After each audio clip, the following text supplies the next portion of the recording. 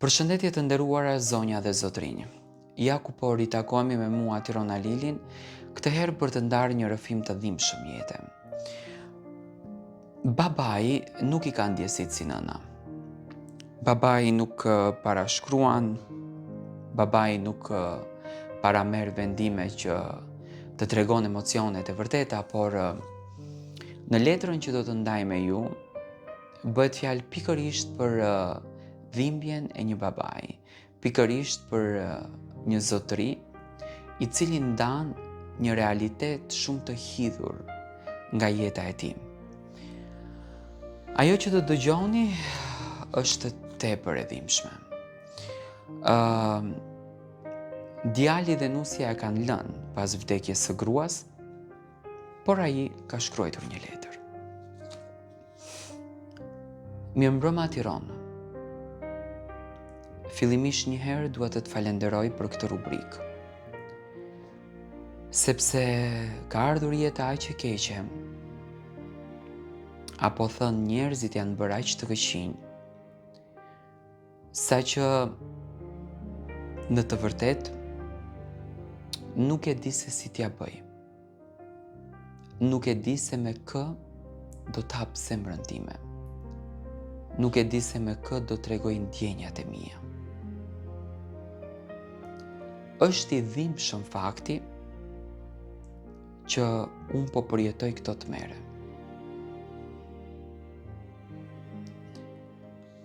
E rita djalin me të mirat e gjithë botës. Sakrifikova gjithçka në jetë. Dhash gjithçka në jetë. U mundova që të fal dashuri. U mundova që të punoj me orë të tëra që ti mbirit t'ia siguroj të gjithë të mirat e botës.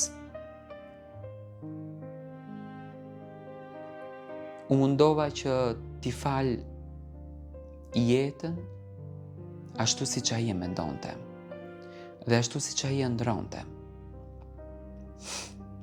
Dhe gjithë jetën kudo që ulesha nëpër tavolinë, thoja vetëm një fjalë të vetme.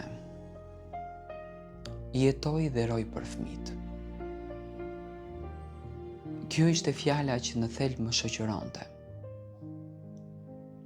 Jetoj dhe roj për fëmijët. Djali mu rit.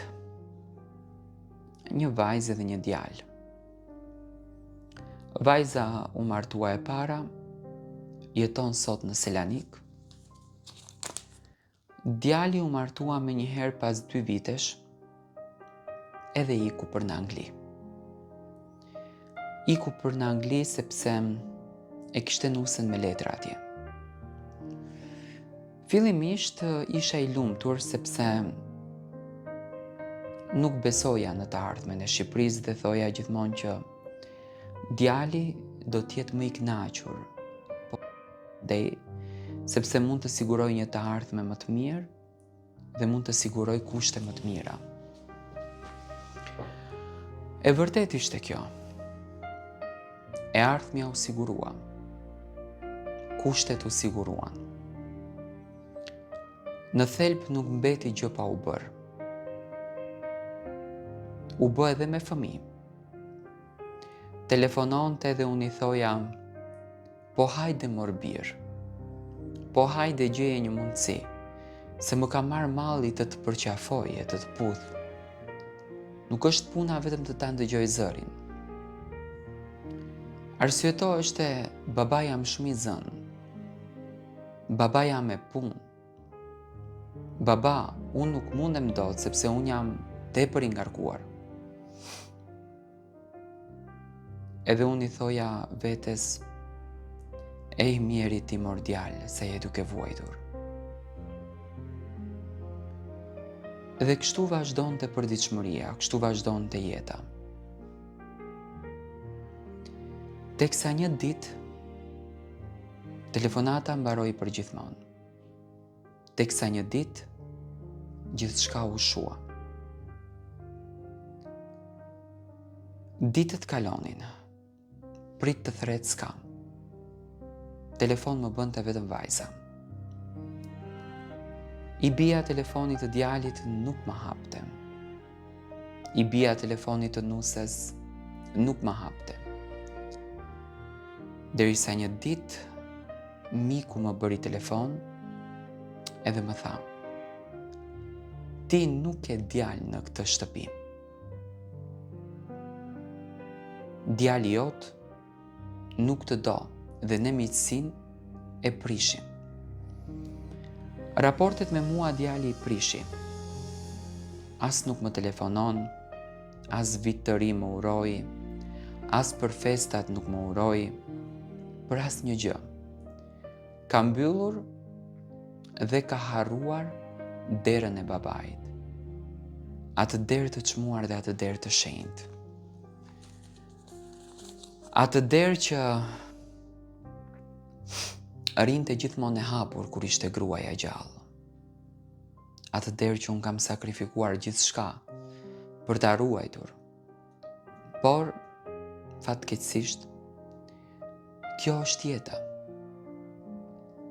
Njerëzit dinë edhe të vuajnë, por edhe të shkatrohen. Ditët kalonin me vështirësi.